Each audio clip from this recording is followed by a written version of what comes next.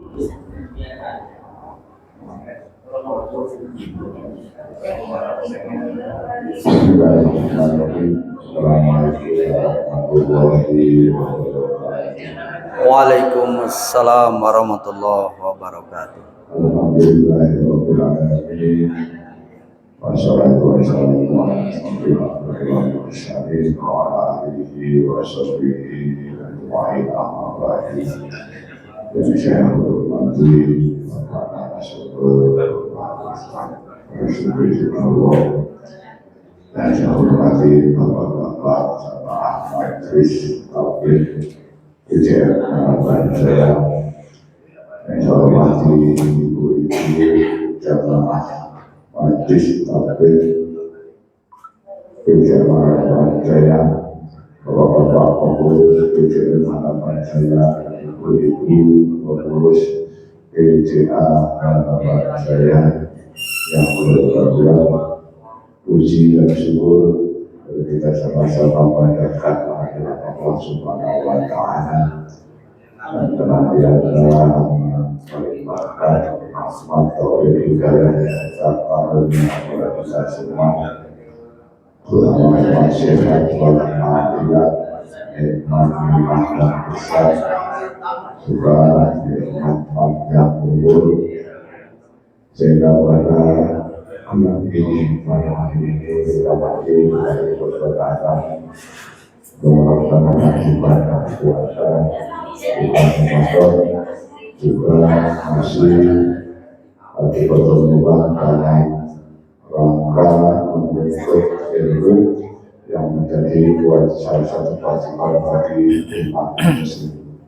Salawat dan salam dengan selalu berdoa berdoa di mana kita Muhammad sallallahu alaihi wasallam untuk keluarga para nabi,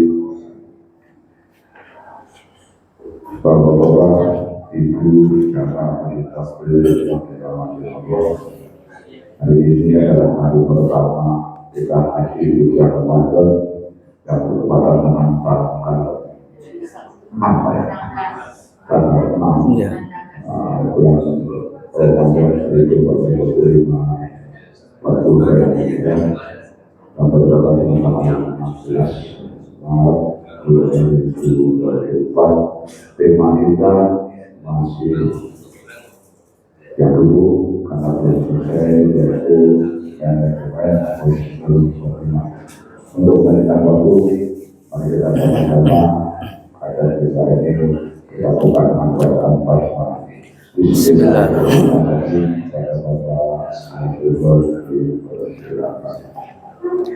Assalamualaikum warahmatullahi wabarakatuh. Alhamdulillahilladzi anzala sakinata fi qulubil mu'minin liyasdadu imanan ma imanihim. Asyhadu an la ilaha illallah wahdahu la syarikalah wa asyhadu anna Muhammadan abduhu wa rasuluhu la nabiyya ba'dah.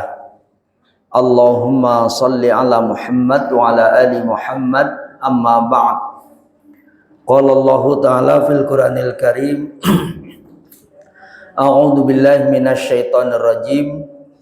Ya ayyuhalladzina amanu taqullaha wa qulu qawlan sadida yuslih lakum a'malakum wa yaghfir lakum dzunubakum wa may yuti'illaha wa rasulahu faqad faza fawzan 'azima. Wa qala ta'ala ya ayyuhalladzina amanu taqullaha haqqa tuqatih wa la tamutunna illa wa antum muslimun. Al-ayat sadaqallahul azim.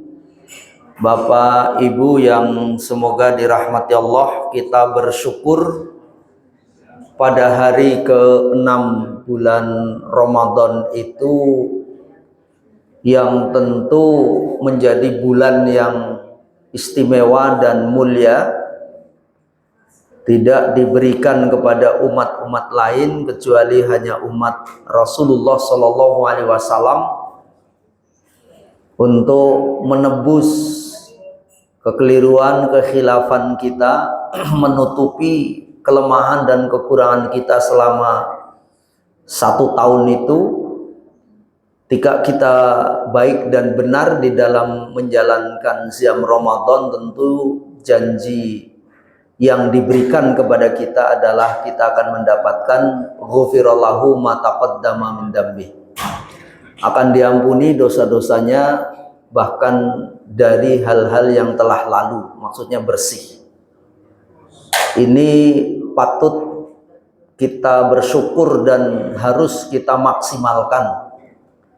Banyak ya tentu di tempat lain ya pada menutup pengajian, walaupun maksudnya bukan ditutup tapi mengalihkan kepada kegiatan lain.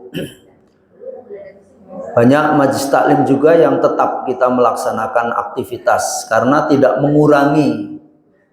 Nggak bisa alasan lemes, karena 9 kali Rasulullah melaksanakan siam Ramadan, 7 kalinya itu perang, Pak, dalam keadaan saum. Ya, kan Rasul melaksanakan siam Ramadan 9 kali ya dalam sejarah, karena perintah saum itu tahun 2 Hijriah, Rasul wafat tahun 11 Hijriah. Jadi praktis hanya 9 kali, tapi 7 kalinya itu perang. Ya, kita masih ya nyantai lah begitu ya. Ya, oleh sebab itu patut kita syukuri. Yang kedua, kita bersyukur kepada Allah karena Allah masih memberi kesempatan kepada kita untuk bisa beraktivitas.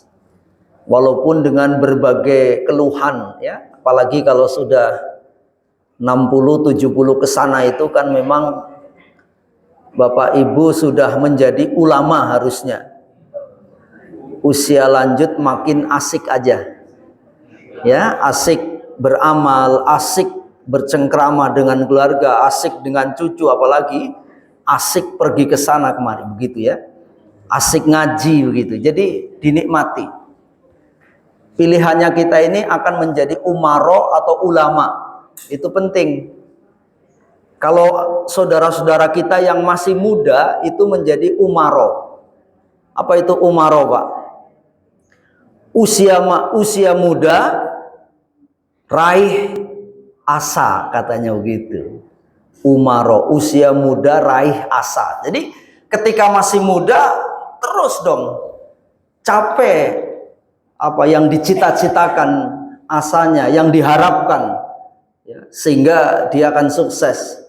Ya, kalau kayak kita Bapak Ibu yang sudah menjelang 60, sudah lewat 60 itu sudah jadi ulama. Usia lanjut makin asik aja. Asik berorganisasi, asik beramal begitu. Jadi nggak ada istirahat, Pak. Istilah istirahat itu nggak ada. Maksudnya istirahat itu saya mau udah capek, udah pensiun, mau ngapain lagi? Tidak. Ibu bapak justru baru mulai. Karena bisa jadi, Pak, yang lalu nggak serius. Mohon maaf, mungkin sholatnya nggak serius, ngajinya nggak serius. Bagaimana mau serius? Sebelum subuh udah keluar dari rumah, ngejar-ngejar kereta. Kawan saya yang di Bekasi sana itu udah ngejar-ngejar kereta, Pak. Sholatnya akhirnya di stasiun.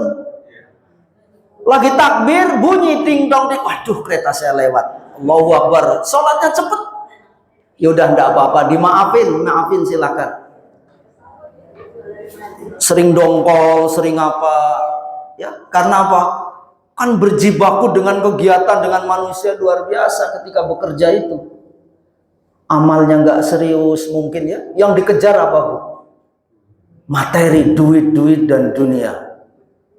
Saya pernah ketemu dengan pasien usianya 95 tahun. Itulah istilah ulama saya dapat dari beliau itu. Pak, gimana Pak? Mau berobat? Enggak. Saya nggak berobat, saya nganter cucu saya. Saya anti sama rumah sakit. Oh, anti. Alhamdulillah saya sehat terus. Karena ini saya ulama katanya. Apa Pak? Usia lanjut makin asik aja. Usia Bapak berapa sekarang? Coba tebak. Berapa usia saya katanya? Prediksi saya kira-kira 70-an kata dia. Anda salah. Saya baru 59. Dibalik katanya. Saya 95. Wah, Bapak, saya kan terus bilang gini, Bapak mah enak, mesti anaknya udah sukses, sudah berhasil, Bapak tinggal nyantai. Jangan salah ya nak, jangan salah. Saya baru mulai katanya. Mungkin urusan dengan anak saya udah selesai, karena anak saya udah pada misa masing-masing. Udah selesai mungkin. Tapi urusan saya dengan Allah belum pernah selesai. Saya baru mulai, kata dia Pak. Baru mulai. Karena apa? Mohon maaf, saya serius beragama baru hari ini setelah saya pensiun. Saya baru mulai. Jadi Bapak Ibu, kita jangan merasa udah sepuh, udah tinggal nunggu. Tidak. Kita baru mulai. Kita harus semangat terus beramal. Ya. Istirahatnya orang beriman di mana, Bu? Di surga. Bukan di dunia. Jadi istirahatnya orang beriman itu di surga. Hari ini beraktivitas terus. Sampai kapan? Ya ketika sampai Allah memanggil kita. Nah, gitu Pak. Terus berkarya sesuai dengan kemampuan kita. Makanya kata ahli yang Dokter Sadoso namanya, Sadoso itu ke-10 artinya ya. Mungkin anak nomor 10. Itu ahli olahraga. Tetap kita harus bergerak. Kalau kita ingin sehat harus bergerak. Karena apa? Bergerak itulah menjadikan kita meremajakan sel-sel itu, katanya begitu. Tapi bergerak kita itu 3 syaratnya. Pertama, sesuai umur, terukur, teratur katanya. Ya kalau Bapak olahraga ya cukup jalan kalau udah ini. Nah orang usia sudah 80 tahun kok main futsal. Ya merotoli itu kakinya. Udah nyantai aja jalan. Yang penting udah gerak. Begitu. Sesuai umur aja. Orang udah 80 tahun naik sepeda ngebut. Udah gitu ngebut Pak. Udah pandangannya remeng-remeng kan. Melihat sesuatu dikira bayangan, ngeles. Gatunya nabrak. Terjungkal. Kemarin ada jamaah saya naik sepeda begitu. Mohon maaf, terjungkal akhirnya jatuh. Kelindes motor Pak. Karena jatuh ke sini orang naik motor kan. Karena dia naik motornya di tengah. Jatuhnya ke sini. Udah nggak bisa ngerem itu mau puas. Usianya udah berapa dia? 82 tahun. Ya hari ini ya karena saking semangatnya ya udah ke masjid tapi masih pakai beraneka ragam. Ya terukur itu maksudnya ya jangan sampai kita menggeh-menggeh ngap-ngapan terus setelah itu innalillah kan repot juga ya. Harus terukur dan teratur katanya. Teratur itu ya seminggu misalnya 1 pekan berapa kali begitu. Ini Bapak Ibu mudah-mudahan terus kita semangat. Kita nggak memandang Bapak Ibu usianya berapa, tapi Bapak Ibu adalah ulama. Usia lanjut makin asik aja. Bapak Ibu, kita masuk kepada materi yang lalu kita sudah membahas materi besarnya, judulnya tentang manajemen husnul khotimah sampai kepada bab yang ke-7. Wah, udah ke-7 nih. Udah 2 tahun lebih ini. Masih panjang Pak. Ini baru sampai bab ke-7. Dari 19 bab. Wah, baru berapa itu? Itu ya. Ya wallahu alam. Kita punya ngaji terus. Ya. Sampai kepada bab yang ke-7 yaitu pentingnya muhasabah diri selama hidup. Kemarin sudah kita sampaikan mengapa kok kita harus bermuhasabah diri. Saya nggak perlu ulangi. Saya akan masuk kepada yang berikutnya adalah apa yang perlu kita muhasabai. Ini penting. Berangkat dari sebuah hadis dan hadis ini sahih ya. Yang diriwayatkan oleh Ibnu Hibban dan At-Tirmidzi. Anna Rasulullah sallallahu alaihi wasallam qala la tazulu qadama 'abdin yaumal qiyamati hatta yus'ala an arba'in. An umrihi fima afnah wa an jasadihi fima ablah wa an ilmihi madza amila fihi wa an malihi min aina tasabahu wa fima anfaqahu. Dari Rasulullah Shallallahu Alaihi Wasallam, dan Rasul bersabda, sesungguhnya tidak akan beranjak kedua telapak kaki seorang hamba di hari kiamat, maksudnya besok yaumil akhir, ya di awal itu ketika kita baru dibangkitkan ya dari kubur kita, dari alam barzakh kita, melalui ayat yang mulia, wa nufikha fis-suri faidahum minal ajdati ila rabbihim yansilun, begitu ya. Saat itu sangkakala ditiup, itu tiupan yang kedua, maka manusia itu bangkit dan bangun untuk menuju kepada Rabb-nya. Untuk apa? Dimintai pertanggungjawaban. Apa yang dimintai pertanggungjawaban? Yang pertama, an umrihi fima afnah. Umurnya habis digunakan untuk apa? Wa an jasadihi fima ablah. Jasadnya digunakan untuk apa? Dimanfaatkan untuk apa? Ya. Wa an ilmihi madza amila fihi. Ilmunya bagaimana diamalkan atau tidak, gitu ya. Yang keempat adalah wa an malihi min aina tasabahu wa fima anfaqahu. Harta ini agak ribet, Pak, pertanyaannya. Hartanya dari mana? Terus mengelolanya bagaimana? Diperuntukkan membelanjakannya untuk apa? Ini diriwayatkan oleh Ibnu Hibban dan At-Tirmidzi. Inilah yang penting harus kita persiapkan berkaitan dengan Allah sudah memberikan modal kepada manusia ketika terlahir di muka bumi ini. Nah, oleh sebab itu, maka di dalam hadis ini memberikan penjelasan bahwa ketika manusia lahir itu sudah diberi modal. Ini potensi namanya ya. Potensi yang Allah karuniakan kepada manusia ketika bersamaan kelahiran itu Allah memberi umur namanya. Dan jasad. Jadi orang kalau sudah diberi umur mesti punya jasad. Ada juga punya jasad tapi nggak punya umur. Fisiknya ada tapi nggak punya umur. Bahkan begitu lahir sudah innalillah, ada yang meninggal di dalam perut ibunya, begitu kan? Umurnya nggak ada. Nah, oleh sebab itu maka Allah juga setelah itu akan memberikan setelah kelahirannya ilmu. Jadi ilmu yang senantiasa kita tuntut itu. Dan yang kedua adalah harta. Dan inilah 4 hal yang akan dipertanggungjawabkan siapapun kita. Tanpa kecuali, maka semuanya akan dimintai pertanggungjawaban. Nah, oleh sebab itu, maka mari, ya tentu hari ini kita sudah yakinkan bahwa apa-apa yang akan dimintai pertanggungjawaban oleh Allah dipastikan insya Allah kita bisa mempertanggungjawabkan. Yang pertama umur.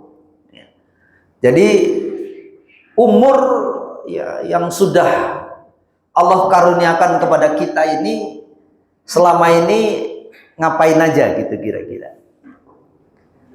Umur itu apa sih Pak? Dari sisi bahasa umur itu apa? Nah, bahasa kitanya orang sering menerjemahkan usia. Umur itu bahasa Arab. Yang suka juga dibahasakan Indonesia juga umur pakai u. Tapi kalau bahasa Arabnya ain ya, umur bukan umur. Kalau umur pakai alif u itu artinya apa?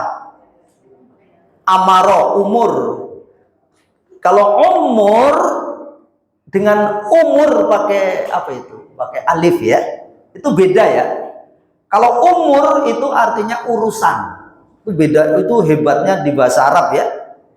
Bapak Ibu keliru sedikit baca, itu maknanya udah beda.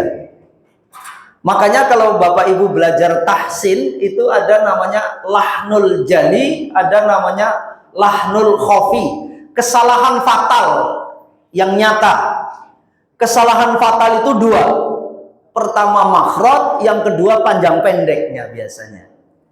Makhraj tadi ketika kita baca umur itu artinya urusan. Umur itu artinya apa?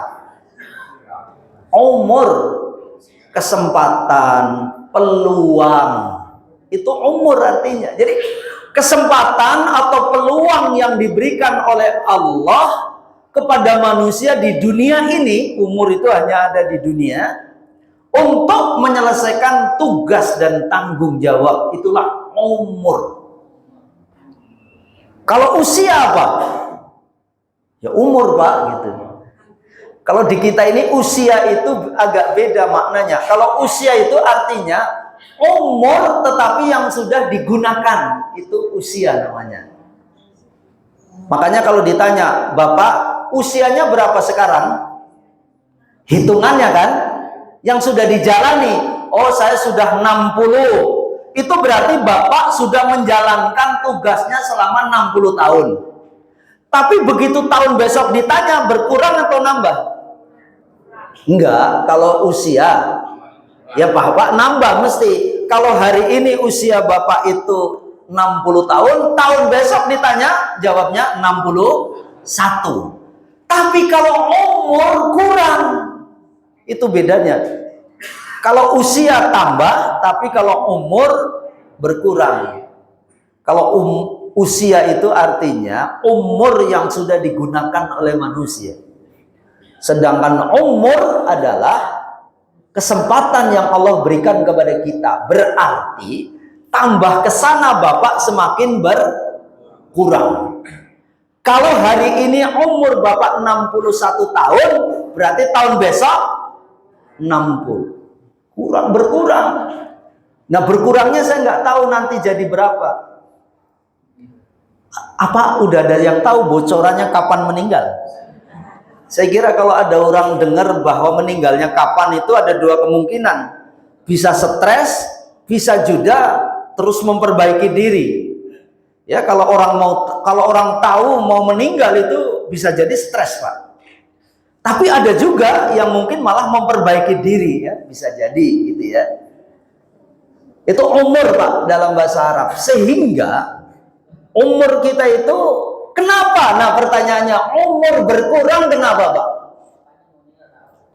Saya tanya, umur itu berkurang kenapa? Ya, karena memang sudah dipatok oleh Allah. Nanti ketika kita lihat dalam hadis, yang hadis ini sahih, ya, inna ajma'ukum fi batni ummihi. Ketika seseorang itu dikumpulkan dalam perut ibunya dalam 40 hari dalam bentuk nutfah, 40 hari dalam bentuk alaqah, 40 hari dalam bentuk mudghah, dan setelah itu wanufikha fi ruhi, maka Allah meniupkan rohnya. Dan Allah bikatbin arba'atin, dan Allah menetapkan 4 hal pada saat itu ketika usianya berarti 40 hari kali 3 berapa Bu? 120 hari atau dalam bahasa lain 4 bulan ya. Ketika ada janin berusia 4 bulan di dalam kandungan, itu berarti pada usia itulah Allah meniupkan rohnya sebagai tanda kehidupan. Dan sekaligus pada saat itu Allah meniupkan roh dan menetapkan 4 hal. Yang pertama kata Rasul, rizkinya. Yang kedua, ajalihi, ajalnya. Yang ketiga, amalihi, amalnya. Yang keempat, sakyun atau apa? Sa'idun. Apa? Derita dan bahagianya. Yang tiga itu ajalnya namanya mu'allak. Mu'allak itu artinya masih bisa digoyang. Rizki itu tergantung dari Bapak Ibu. Apakah semangat enggak untuk menjemput rizki? Saya sukanya menggunakan kalimat menjemput ya Pak, bukan mencari. Karena Allah sudah menebarkan di muka bumi ini. Jadi ketika Bapak keluar rumah itu sedang menjemput rizki, bukan nyari. Udah jelas tempatnya itu. Itu Bu ya. Jadi ketika Bapak keluar rumah itu rizki tergantung dari kita. Yang kedua, amal juga begitu. Apakah kita menjadi beramal baik atau buruk tergantung Bapak dan Ibu gitu. Yang ketiga, Bapak itu hidupnya mau bahagia atau menderita tergantung kita. Hari ini saya bahagia benar. Dia tuh. Ada orang ditanya, gimana kabarnya? Payah. Itu sampai sore nanti payah terus itu orang. Karena apa Bu? Mindset kita ini secara psikologis manusia itu ada yang disebut dengan, kalau orang sudah punya jelek nih, udah beneran itu sugesti, bahasanya itu sugesti. Kalau orang sudah punya sugesti begitu, kejadian tuh. Tapi kalau sugesti kita baik, insya Allah baik.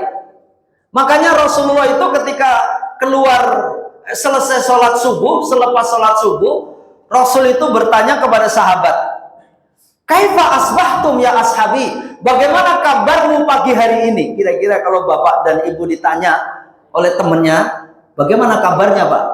Kira-kira jawabnya Bapak gimana? Benar nih, mesti selalu alhamdulillah. Kalau teman-teman saya di Perumnas tergantung Pak.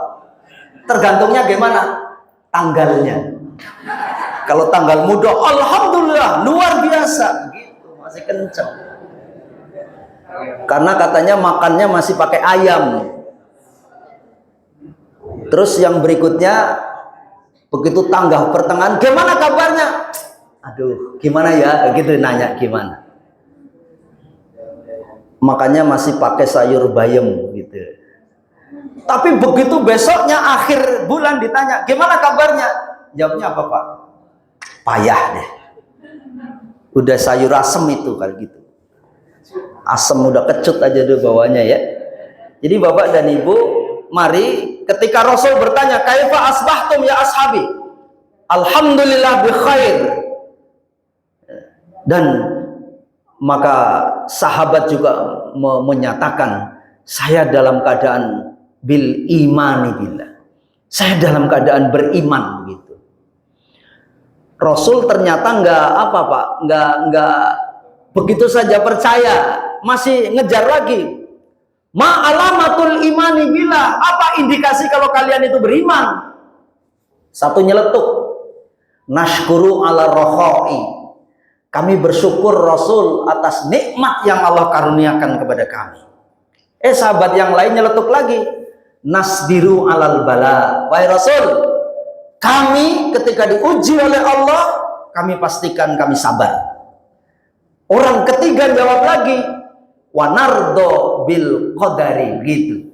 Kami ridho dengan ketetapan Allah.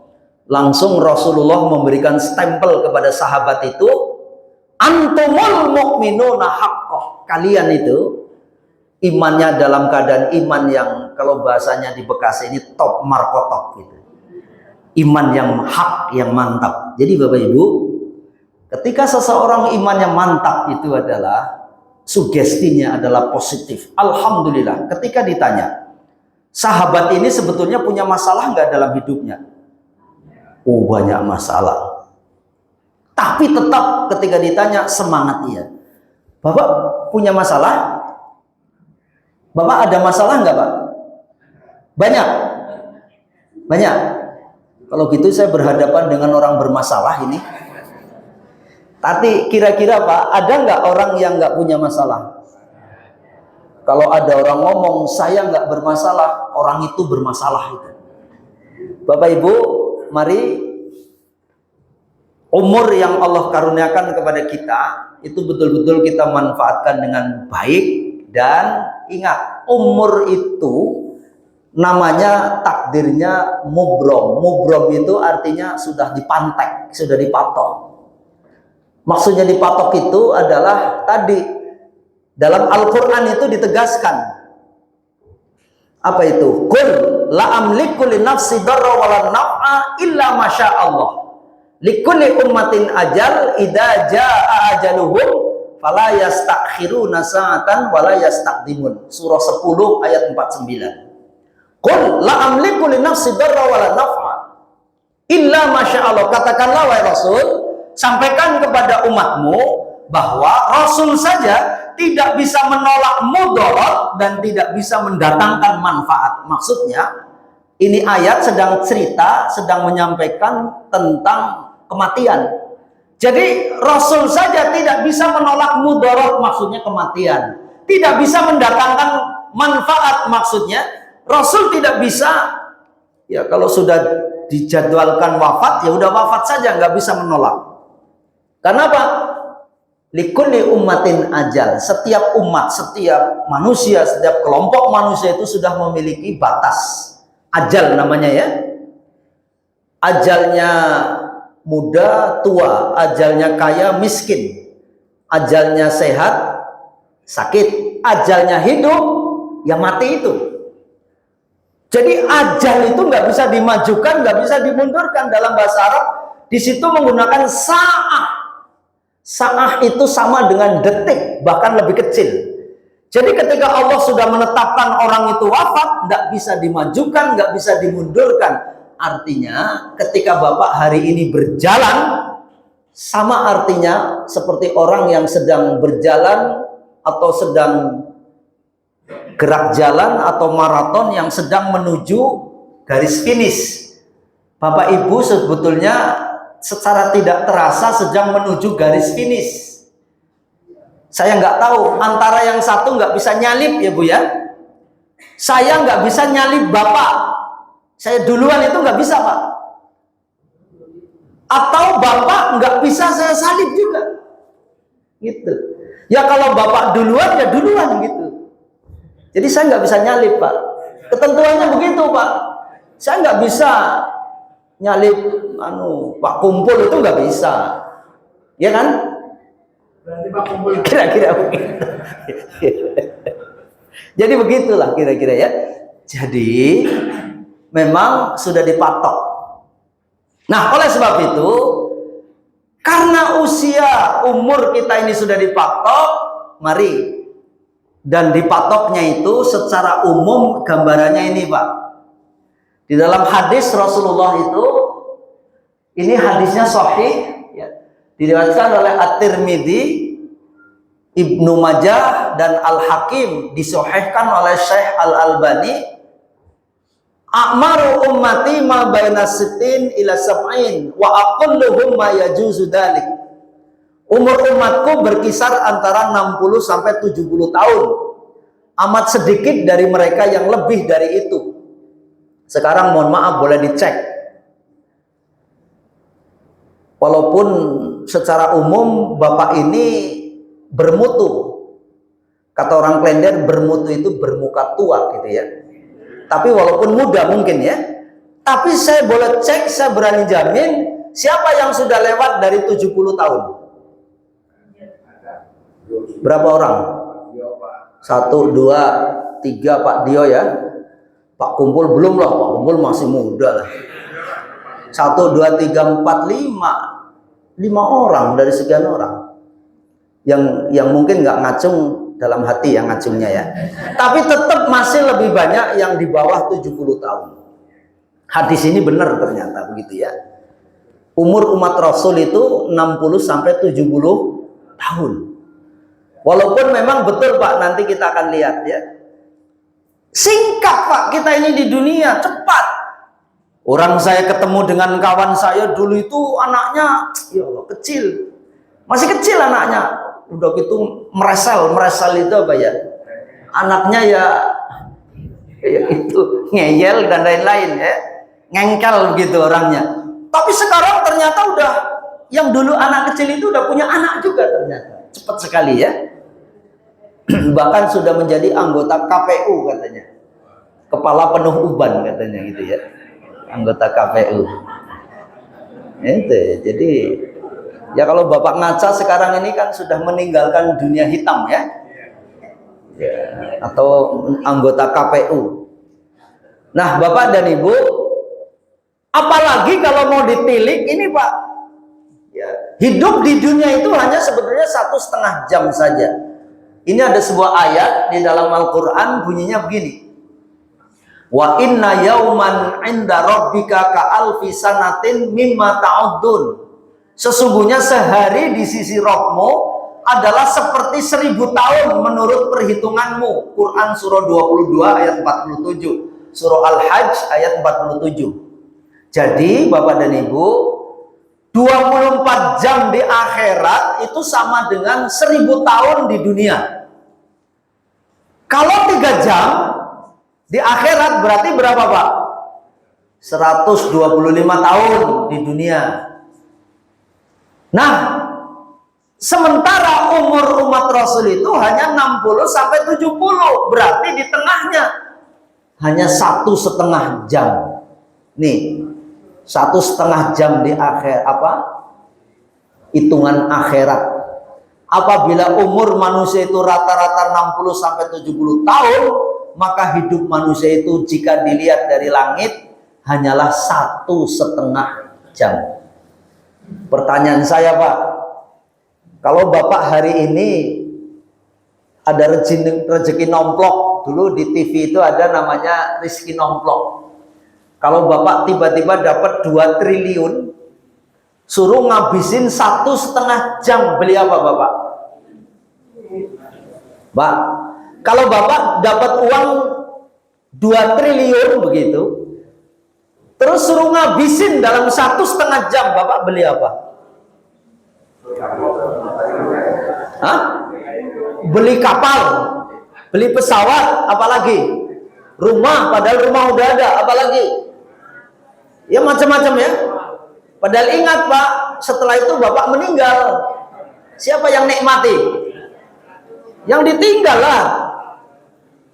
Yang benar itu apa Pak? Sesuai ayat Al-Quran apa? Makanya Allah berfirman kan, apa itu?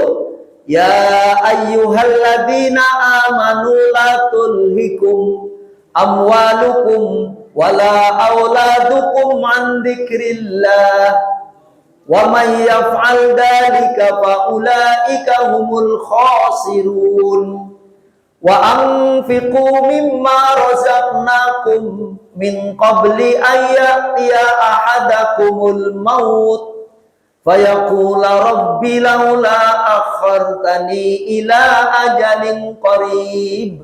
Apa bunyinya? Fa'as saddaqa wa aku minas solihin. Allah padahal udah mengingatkan tuh Pak. Ya ayyuhalladzina amanu dalam surah Al-Munafikun ya, surah 63 ayatnya yang ke 9 dan 10. Ya ayyuhalladzina amanu, wahai orang-orang yang beriman, la tulhikum amwalukum wala auladukum an dzikrillah. Janganlah hartamu, anak-anakmu menjadikan kalian itu lupa untuk mengingat Allah. Sebab kalau kita berbuat demikian, wa ulaika humul khasirun, maka kalian akan menjadi orang rugi. Apa perintah Allah? Wa anfiqu mimma razaqnakum min qabli ayyatiya ahadakumul maut. Maka infakkanlah, dermakanlah, ya, belanjakanlah harta yang dikaruniakan oleh Allah itu sebelum datangnya kematian. Wa anfiqu mimma razaqnakum min qabli ayyatiya ahadakumul maut. Sebelum datang kematian pada dirimu. Sebab kalau sampai begitu nanti ada orang yang menyesal. Apa itu? Fayaqula rabbi laula akhartani ila ajalin qarib. Karena memang di situ ayatnya di surah Al-Munafikun, karena orang munafik itu memang senangnya ngumpulin itu harta ya. Yang pada akhirnya begitu wafat baru dia terkaget-kaget, menjelang wafatnya dia bilang, tolong wahai Allah, tunda sebentar saja, sebentar aja. Kata malaikat, udah telat mas, karena yang sekaratul maut orang Jawa kayaknya, udah telat. Ya sudah, kalau nggak bisa, tolong Fa'as-soddaqo, saya akan sodaqo. Kenapa Pak? Di situ nggak nyebut saya akan sholat, saya akan haji, apalagi? Karena itu amalan yang hebat. Saya akan saum, apalagi? Tapi di situ sebutnya apa? Fa'as-soddaqo. Kenapa Bu? Pertama kata Ibnu Katsir, sodakoh itu adalah amal yang dahsyat dan hebat. Itu namanya amalnya atharohum. Athar itu artinya memberikan sesuatu ketika masih hidup, tapi nanti orang itu walaupun sudah wafat masih tetap menerima transferan nilai dan pahala. Itu namanya amalnya athar. Sebab nanti dalam Al-Quran itu ada dua jenis amal Pak. Ada amal qaddama atau qaddamu, ada amal athar. Amal qaddamu itu adalah amal yang Bapak Ibu lakukan ketika kita masih seger dan sehat. Misalnya Bapak ngaji hari ini, itu amal qaddamu. Bapak baca Quran, itu namanya amal qaddamu. Apalagi? Pokoknya amal-amal yang dilakukan mungkin melalui niat hatinya, dengan fisiknya, ya, dengan mulutnya, dan lain sebagainya ketika kita masih hidup. Contoh, ketika orang memberikan kurma, memberi makanan kurma, itu namanya amalnya qaddamu. Tapi nanti ada orang yang menanam pohon kurma, itu namanya athar. Karena apa? Pohon itu akan tetap berdiri, barangkali mungkin malah orangnya sudah meninggal, tapi pohon ini masih berbuah, walaupun orangnya sudah meninggal, buahnya masih bisa dirasakan. Bapak baca Quran, alif lam mim, berapa pahalanya? 30 kan? Alif 10, lam 10. Tapi kalau orang sudah nggak bisa baca Quran lagi, dapat pahala? Tidak. Tapi biar jadi amal athar, diapakan? Ajarkan kepada orang. Itu jadi asar. Atau Bapak membuat buku yang mengajarkan tentang Al-Quran. Itu namanya athar dalam bahasa agama. Gitu Bu ya. Jadi mari Bapak dan Ibu, bulan Ramadan ini adalah bulan di mana kita disuruh untuk beramal yang cerdas di waktu yang terbatas. Amal yang cerdas itu bukan saja kita banyak amal, tapi begitu orang itu meninggal udah selesai amalnya. Tapi bagaimana kita menanam investasi amal. Uang Bapak tidak hanya memberi makan berbuka, karena ketika makanan waktu berbuka memang pahalanya besar, tapi sudah selesai. Ketika makanan dimakan selesai, habis. Tapi bayangkan ketika Bapak tanamkan di aula ini, nyumbang aula ini, selama aula ini sampai hari kiamat menjelang 1 hari, itu Pak, itu terus Bapak akan mendapatkan kebaikan selama ruangan ini dipakai. Itu yang disebut dengan amal cerdas tadi. Makanya disebutnya di ayat itu fa'as-soddaqo, sodakoh yang disebut pertama. Dan yang kedua, amal sodakoh itu amal paling simpel kalau kita udah punya duit. Iya kan? Kalau belum punya duit ya mau gimana? Kalau sudah punya duit, simpel, nyoh gitu.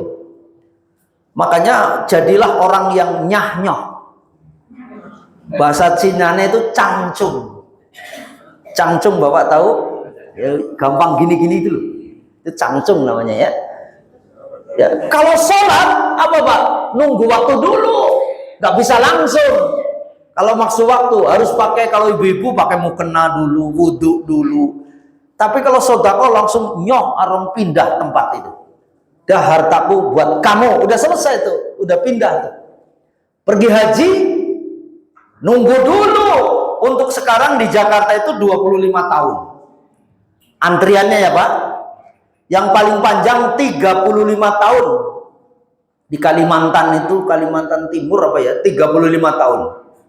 Yang paling cepat sekarang itu di Maluku itu 15 tahun paling cepat nunggunya. Untuk di Jakarta Bekasi itu 25 tahun. Jadi kalau Bapak setor hari ini, 25 juta, nanti 25 tahun berikutnya. Kalau Bapak hari ini umurnya udah 80 tahun, tambah 25 udah berapa tuh? Ya 105 tahun nanti baru pergi haji. Makanya kalau hari ini Bapak mau pergi haji, cucu Bapak ya udah didaftarin, lahir daftarin. Itu pun sudah 25 tahun berangkatnya nanti kan. Gitu. Jadi sekarang daftar haji nggak perlu pakai KTP. Ya pakai duit. Ya, kalau pakai KTP nggak diterima. Bapak Ibu yang dirahmati Allah, 1,5 jam. Mari Pak, Ramadan cuman 30 atau 29 hari. Kita 30 hari, kawan-kawan kita 29 hari. Ya, kemarin ada yang tanya, Bapak kok udah saum? Udah, karena memang sudah masuk tanggal 1. Terus kok katanya ada yang besok? Iya memang pemerintah. Saya besok aja lah Pak. Biar cuman itu kan pola pikirnya udah beda ya. Lebih sedikit lebih enak. Yang tahun lalu ngikut Muhammadiyah Pak. Karena cepetan. Jadi dia itu kadang-kadang ngikut Muhammadiyah, kadang-kadang ngikut pemerintah. Tergantung mana yang cepet. Kalau mulai cepet nggak mau dia. Ngikutinnya agak lambat dulu gitu ya. Ya kita nggak begitu. Nah, Bapak dan Ibu, mari, umur sudah dipatok oleh Allah dan tinggal bagaimana kita memanfaatkannya. Ini sebuah renungan Bapak Ibu.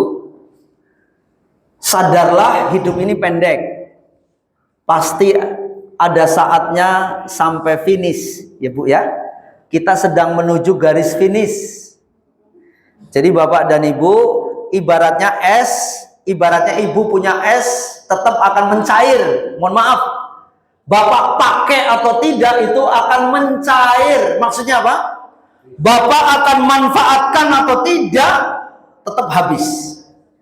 Kalau begitu, sama-sama mencair, mari kita gunakan dengan baik. Kalau mencairnya cuma meleleh, nggak ada manfaatnya, kadang-kadang bikin repot orang, bisa kepleset dan lain sebagainya. Tapi kalau seandainya es itu nemeni teh manis, itu akan menjadikan nikmat.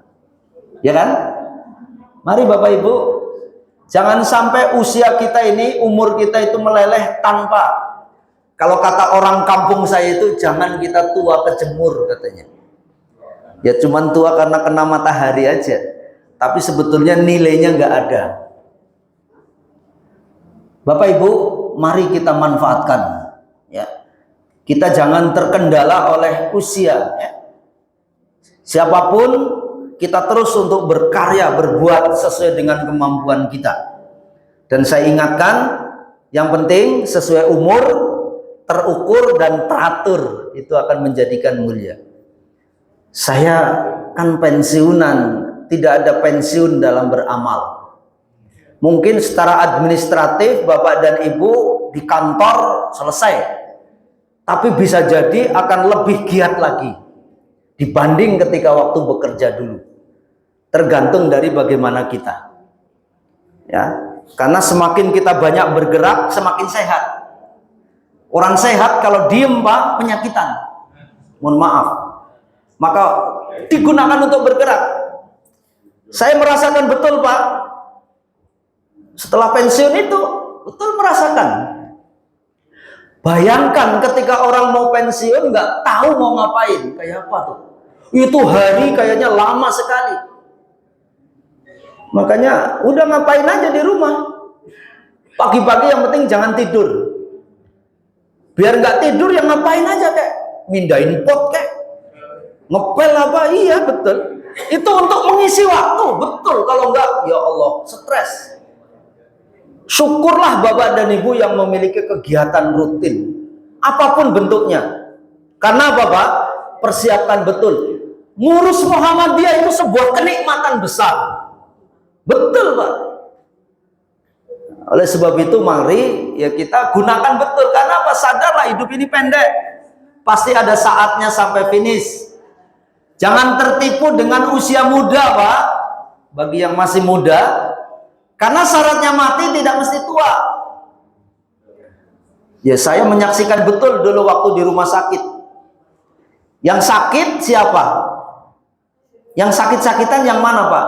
Yang sepuh, bapaknya itu udah usianya 89 tahun. Tapi yang pada meninggal yang mana Pak?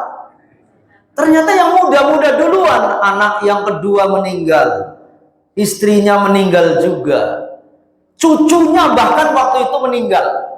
Jadi cucunya lagi nungguin Pak, sambil habis pulang sekolah nungguin gini nunduk di tempat tidurnya, jatuh, dibawa ke IGD, meninggal. Kakeknya dengar apa? Nangis sejadi-jadinya. Setelah itu ngomong, kenapa nggak saya duluan? Nggak bisa, karena Allah yang ngatur. Jangan terperdaya dengan badan sehat, karena syaratnya mati tidak mesti sakit. Yang sakit dirawat mondar-mandir, tapi masih aja usianya. Kenapa? Ajal tak mengenal waktu dan usia. Seperti layaknya buah di pohon. Kayak mangga itu loh Pak. Ada yang baru pentil jatuh, mengkel jatuh. Tapi ada buah Pak, udah kuning, bahkan digerogoti kampret, nggak jatuh-jatuh. Ini ada Pak.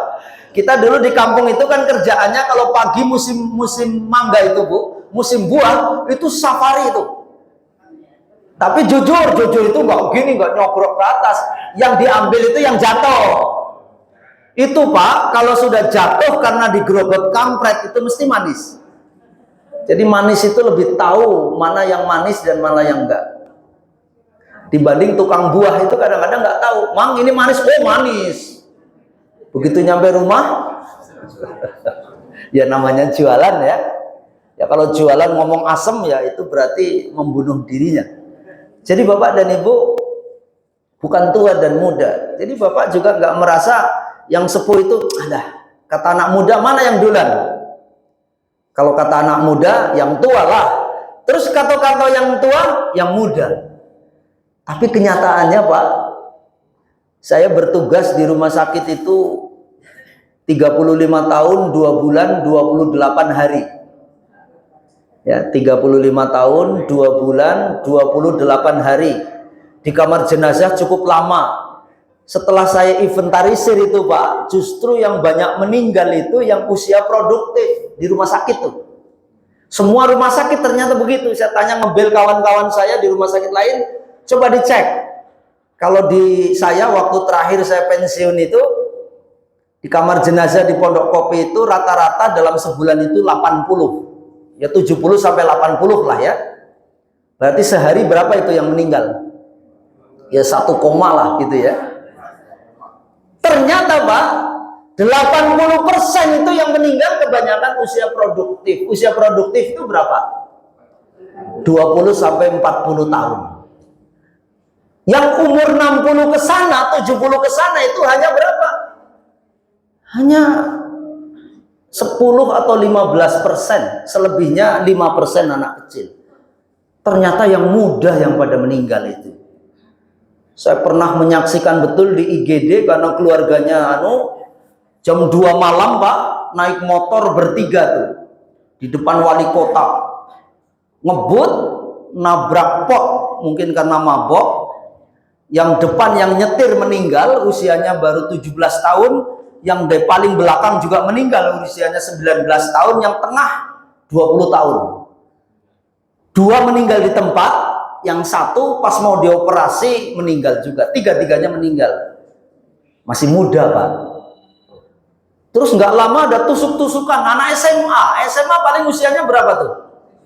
Ya paling gitulah ya, 17, belum ada 20. Dua-duanya meninggal. Yang 1 nusuk perutnya, yang 1 nusuk ulu hatinya. Yang kena ulu hatinya langsung meninggal di tempat, yang kena perutnya karena ususnya terburai Pak, dioperasi. Pasca operasi nggak lama meninggal juga. Dua-duanya meninggal. Tusuk-tusukan. Mana ada kakek tusuk-tusukan? Nggak ada kan? Anak muda Pak. Pak, bapak-bapak naik motor ngebut ada nggak? Ya mungkin bawa Bapak centil gitu ya. Tapi ini anak muda Pak yang ngebut. Ya paling banter kan Bapak naik motor juga paling yang bensinnya sayur asem. Yang ngeremnya pakai ya pokoknya yang terakhir baru ngerem gitu ya. Karena ngerem nggak bisa akhirnya ditabrakin ke apa kayak. Itu sepeda maksudnya. Kalau naik sepeda itu kan bensinnya sayur asem. Paling banter pakai itu. Apa maksudnya? Bukan tua dan mudanya ternyata. Apa? Sudah menjadi ketetapan Allah. Makanya Bapak orang beriman, kita orang beriman gak usah musingin tentang mati. Karena mati itu urusan Allah. Saya pernah ketemu pasien, diperiksa ini sehat, periksa itu sehat, periksa ini sehat, tapi badannya kurus, gak mau makan. Saya mungkin pernah cerita, petugas binroh saya kunjungan ke ruangan, ternyata dia yang menemukan penyakitnya. Dokter, periksa ini, periksa itu sehat Pak. Sampai waktu itu dokter Sanusi itu bingung penyakit dalamnya. Kenapa ini orang kok? Jadi itu petugas tol, yang dulu tolnya ini belum Bapak nempel baru dia ini kan. Itu yang narik-narik itu. Berobat ke tempat kami sampai dirawat, tapi sampai mau pulang nggak ketemu. Yang menemukan petugas binroh. Ternyata penyakitnya apa Bu? Takut mati. Takut mati yang berlebihan, yang pada akhirnya apa? Nggak mau makan, nggak mau minum, badannya sehat, tapi badannya habis. Yang menarik lagi, takut matinya karena apa? Justru ya karena suaminya itu polisi. Mungkin suaminya agak centil gitu ya, genit gitu. Dia paling takut betul nanti kalau saya meninggal itu suami saya kawin lagi gitu. Aneh ini orang. Yang ngapain kamu mikir, udah di alam sana udah selesai ya, suaminya mau kawin lagi urusanmu. Ingat Bu, itu kebetulan ibu-ibu. Bu, orang meninggal itu udah dipatok. Ini ayatnya, ibu orang Islam kan? Iya Pak, seorang Islam. Itu udah nggak bisa Bapak, Ibu maupun bersusah payah untuk minta mati, nggak bisa, itu urusan Allah. Nggak bisa dimajukan, nggak bisa. Oh gitu ya. Jadi saya nggak perlu takut mati. Ngapain ditakuti? Ibu udah nggak makan yang nggak enak, mikirin ini, mikirin itu, badan ibu kurus. Udah sekarang udah pulang, sembuh itu penyakitnya. Karena takut mati rupanya Bu. Luar biasa ya.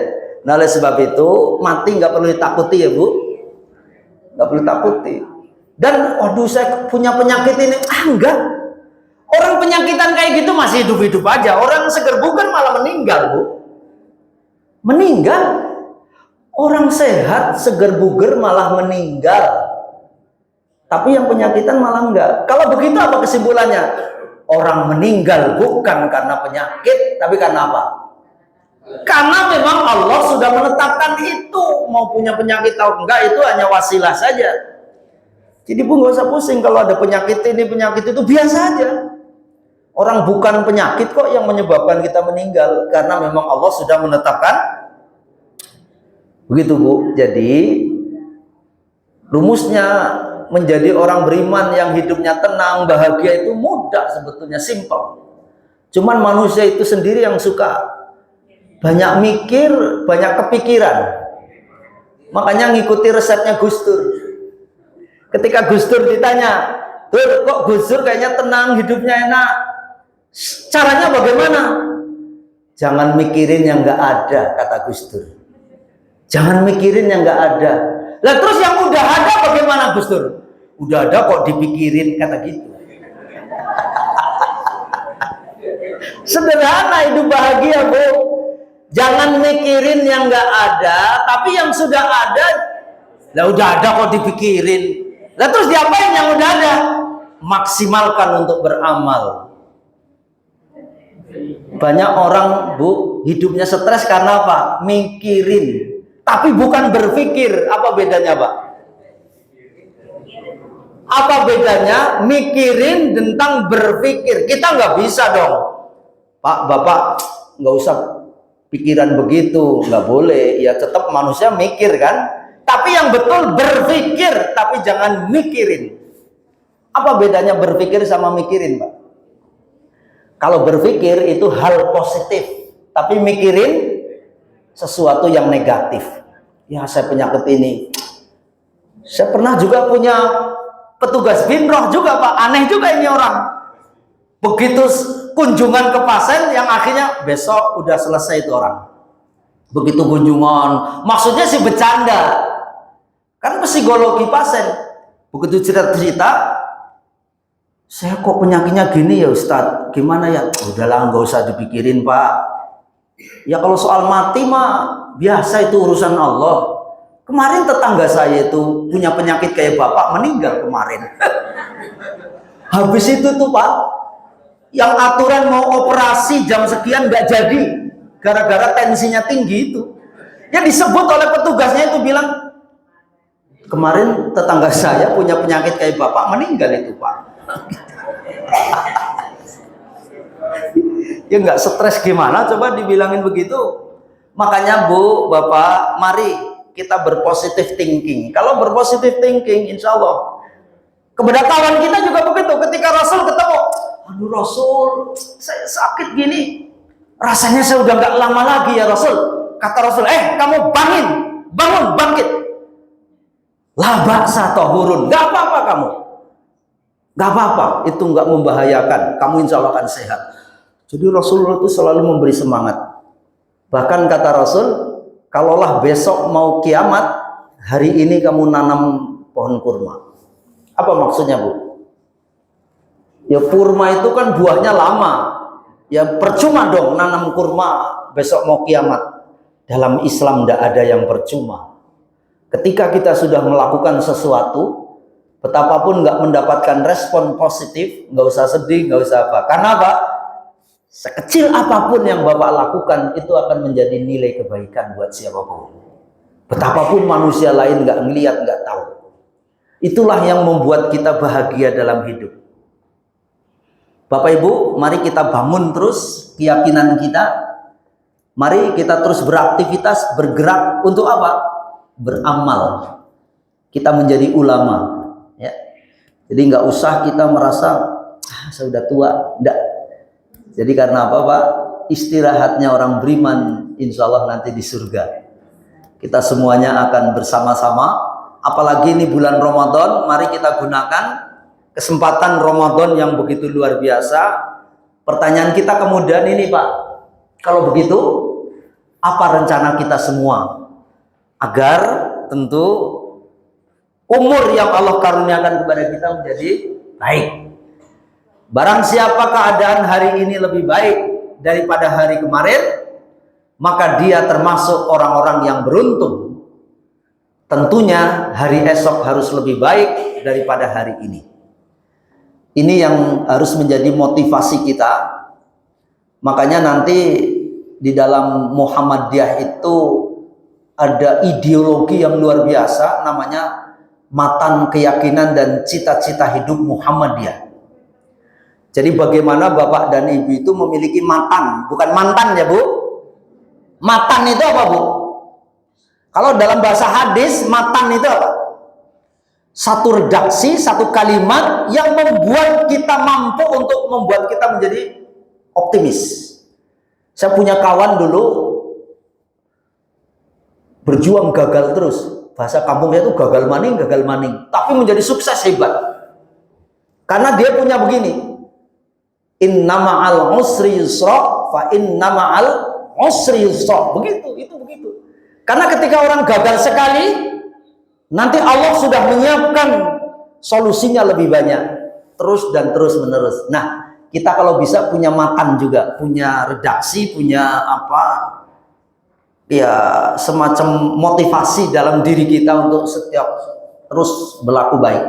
Yang kedua, keyakinan. Nah, itulah matan ini akan menjadikan keyakinan kita semakin kuat di hadapan Allah. Dan kita Bapak dan Ibu harus punya cita-cita. Cita-cita kita apa Pak?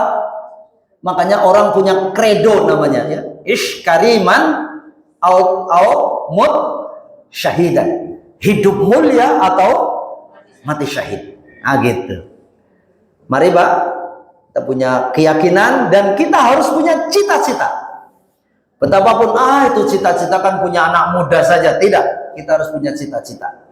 Cita-cita kita apa Pak? Husnul khotimah, berakhir dengan kebaikan. Ya. Dan itu kembalikan kepada diri kita. Saya kira itu Bapak dan Ibu yang bisa kami sampaikan.